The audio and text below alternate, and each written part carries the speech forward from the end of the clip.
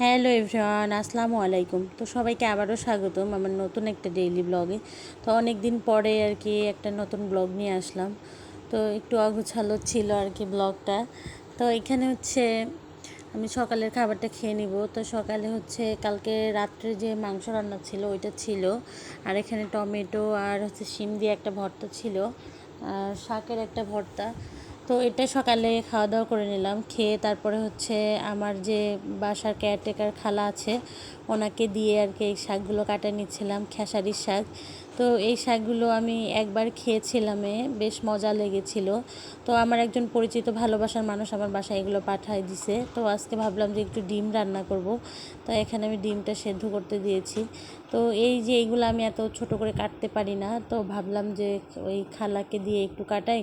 তো খালাকে দিয়েছিলাম শাক, আর আমি কেটে নিয়েছিলাম। আমি অল্প নিয়েছিলাম আর অনেকটা খালাকে দিয়েছিলাম। তো খালাও খুব সুন্দর রান্না করতে পারে, উনি হচ্ছে এটাও পছন্দ করে। তো আমি আগে একবার খেয়েছি, কিন্তু ফার্স্ট টাইম আজকে রান্না করব। কেয়ারটেকার খালা আমাকে বলেছিল যে এই শাকটা হচ্ছে মুড়ি দিয়ে খেও, মুড়ি দিয়ে খাইলে অনেক মজা হয়। তো আমি মুড়ি দিয়ে খেয়েছিলাম, এত মজা লেগেছিল, মাশাল্লাহ অনেক মজা লেগেছিল। তো এই যে রান্নার পরে হচ্ছে শাকের কালারটা একটু অন্যরকম হয়ে যায়। তো এখানে ডিম রান্না করব, দেশি মুরগির ডিম। আর আমার হচ্ছে ডিম ছুলতে এত বিরক্ত লাগে, অনেক বিরক্ত লাগে। তো ডিম ছুলতে গেলে অনেকটাই নষ্ট হয়ে যায়। তো এখানে যে দেশি যে আলুটা আছে একটু বড় সাইজ, মানে ছোটোর থেকে একটু বড় সাইজ, এই আলুগুলো বেশ মজা লাগে, অনেক টাইট হয়। আর রান্না করলে দেখা যাচ্ছে ঝোলটা মিষ্টিও লাগে না, মানে দেখা যাচ্ছে যে এমনি আলু ওটা গলে যেয়ে মিষ্টি লাগে।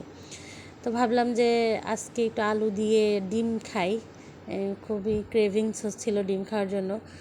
তো শাকের সাথে কিন্তু ডিম খেতে অনেক ভালো লাগে। তো আরিশা ডিম তেমন একটা পছন্দ করে না, কুসুম খায় না, আর সাদা অংশটাই খায়। তো এখানে রান্না করতেছিলাম, স্মেলটা এই সময় এত সুন্দর আসতেছিল, বেশ ভালো লাগতেছিল। তো আরিশা বুড়ির ফুপি হচ্ছে আমাদের জন্য পিঠা পাঠাইছিল। তো আরিশা তো সেরকম পিঠা খায় না, ওর বাবাও খায় না, কিন্তু আমার বেশ ভালো লাগে। তারপরে আস্তে আস্তে হচ্ছে আমার রান্নাটা কমপ্লিট হয়ে গেলো, দুপুরের রান্না। এখানে যে শাক ভাজি, তারপরে যে ভাত রান্না করেছিলাম, আর হচ্ছে ডিম। মাশাল্লাহ এটা খেতে এত মজা হয়েছিল, এটা হচ্ছে মুড়ি দিয়ে খেতে বেশি ভালো লাগে। তো এই যে ডিমের ফাইনাল লুক, আরিশ অলরেডি খেয়ে নিয়েছে একটু, আর ওর বাবা দুপুরে আসছে লাঞ্চের জন্য। এই ভিডিওটা কিছুদিন আগের ভিডিও, আসলে ভিডিও মেক করব কিন্তু সেরকম সময় হচ্ছিল না। তো এটা হচ্ছে শীত একদম শেষের দিকে ওই সময়কার ভিডিও আর কি। তো সবাইকে অনেক ধন্যবাদ আমার ভিডিওটা দেখার জন্য। আল্লাহ হাফেজ।